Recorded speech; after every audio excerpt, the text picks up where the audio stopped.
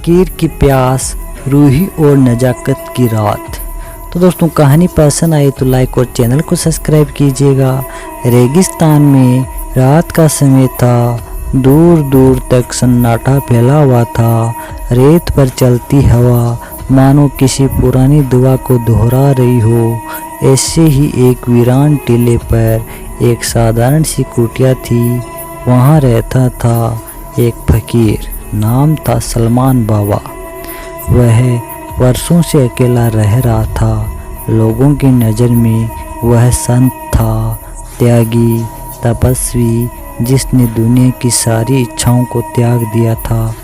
लेकिन दिल के अंदर कहीं एक कोना ऐसा भी था जो अब भी धड़कता था, जो अब भी किसी को छूने, किसी को महसूस करने को तरसता था।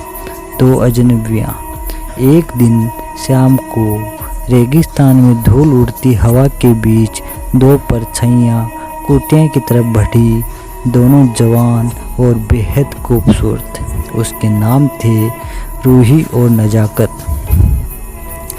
रूही की आंखों में सवाल थे और नजाकत की मुस्कान में जवाब। रूही बोली, बाबा हम रास्ता भटक गए हैं, क्या कुछ देर यहाँ रुक सकते हैं? नजाकत बोली, प्यास भी बहुत लगी है। सलमान बाबा ने मुस्कुराकर कहा, रेगिस्तान में मुसाफिर की सेवा ही असली इबादत है। अंदर आ जाओ बेटियाँ। रेत की रात और जज्बात। कुटिया में आग जली थी।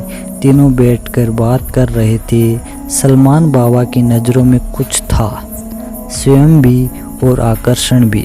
रूही ने पूछा, बाबा क्या आपने कभी किसी से मोहब्बत की? सलमान बाबा, मोहब्बत की नहीं, पर उसकी कमी हमेशा महसूस की।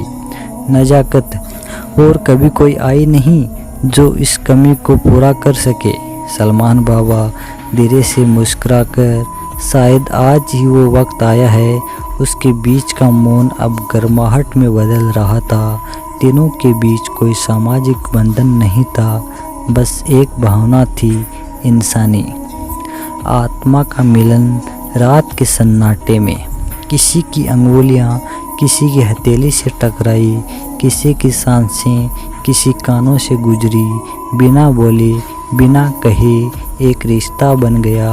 वो सिर्फ जिस्म का नहीं, आत्मा का मिलन था। सलमान बाबा ने वर्षों की तपस्या में जो खोया था उस रात पाया, पर इसमें पाप जैसा कुछ नहीं था। ये सब स्वेच्छा से, इज्जत और भावना के साथ हुआ। सुबह की सच्चाई, सुबह की पहली रोशनी ने सब कुछ साफ कर दिया। तीनों चुप थे, मगर किसी के चेहरे पर पछतावा नहीं था। रूही बोली, बाबा क्या आप अब भी फकीर कहलाना चाहेंगे? नजाकत ने पूछा, या फिर ये रात आपकी साधना को तोड़ गई?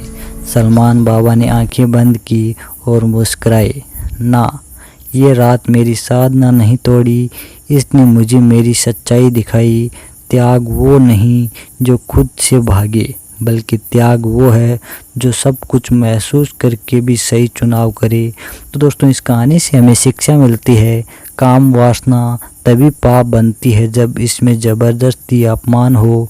लेकिन जब दो आत्माएं मर्यादा और मोहब्बत से जुड़े तो मिलन आत्मा का उत्थान बन जाता है, पतन नहीं। सच्चा फकीर वो नहीं जो इच्छाओं को मार दे, सच्चा फकीर वो है जो इन्हें समझकर इज्जत से जी ले। तो दोस्तों ये कहानी आपको कैसी लगी कमेंट करके ज़रूर बताइएगा। मिलते हैं नेक्स्ट कहानी में।